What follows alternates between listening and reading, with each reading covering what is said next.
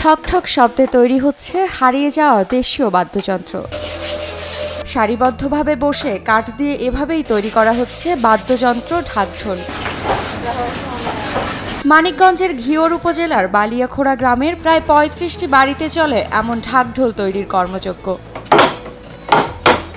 প্রথমে বিভিন্ন করাতাল থেকে আম, ডুমরা, নিম সহ বিভিন্ন সাইজের গোলাই কাঠ ক্রয় করে প্রয়োজন মতো সাইজ করা হয়। আমরা ডোলের কাজ করি। এই ডোলের কাঠগুলো আমরা সোমেল থেকে সংগ্রহ করি, বাড়িতে এনে এগুলো করাত দিয়ে মাপ মতো পিস করতে হয়। পিস করার পরে কুবাইয়া সাইজ করতে হয়। কুবাইয়া সাইজ করার পরে আপনার কুন্দাইতে হয়। নির্দিষ্ট সাইজে কাটার পর বিভিন্ন উপায়ে তা বার্নিশ করে লাগানো হয় চামড়া। পরবর্তীতে ঢাকঢোলের আদল তৈরি হলে তাতে সুতা, চামড়া মুড়িয়ে রং করা হয়। কুন্দানের পরে আপনার এগুলো আবার খোদাই করতে হয় হাতের বাটলের মাধ্যমে। তারপর আপনার এগুলো শুকানোর পরে ওই রং বার্নিশ করতে হয়। তারপর আপনার চামড়াটা আমরা লাগিয়ে কমপ্লিট করতে হয়। কাঠ কিনে আনতে হয়, কিনে এনে মেশিনে কাজ করে এখন এই যে খোদাই করে রং করতেছি, আস্তর দিচ্ছি, আমি ডলতেছি, পরে বার্নিশ দিয়ে কাজটা আমরা ক্লিয়ার করে তারপরে ঢাকায় সাপ্লাই দেবো আর কি। তবে বিশেষ বিশেষ বাদ্যযন্ত্রের জন্য প্রয়োজন হয় বিশেষ বিশেষ কাঠ। আম গাছে ঢাকঢোল আর নিম গাছে হয় তবলা। আমরা গাছ সাধারণত আম গাছ, ঢাকঢোলের জন্য আম গাছ ভালো হয়, তবলার জন্য নিম গাছ, তবলা, ঢোল, ঢুলুক, টেন্ডি করে গাছ কিনা হয়, মেহগুনি কাঠ, আরও আছে বিভিন্ন কাঠ কিনা হয় আর কি। সেগুলো দিয়ে আমরা ঢোল বানাই। ঢাকঢোলের সাইজের উপর নির্ভর করে বিভিন্ন দামে বিক্রি করা হয় এসব বাদ্যযন্ত্র। কোনোটির দাম ৮,০০০,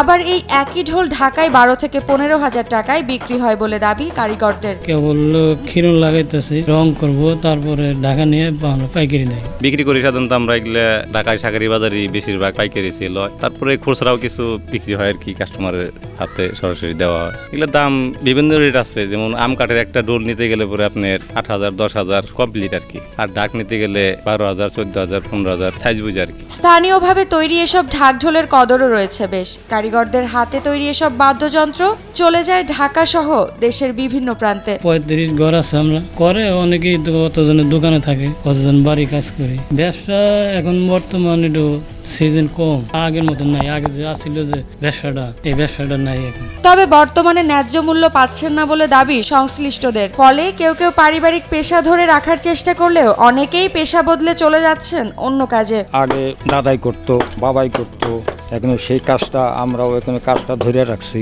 এবার বাজারটা ভালো না, কিন্তু মেলে থেকে কাটা নেই, বাকি বুকে আইনে হয়তো তাকে কাঠটা টাকাটা করতেছে, দিতে পারতেছে না, ঋণপত্র হয়ে গেছে। এবার বসুন্ধরা টিস্যুতে ছাড়ের ছড়াছড়ি। বসুন্ধরা টিস্যু নিয়ে এলো নিশ্চিত ছাড়।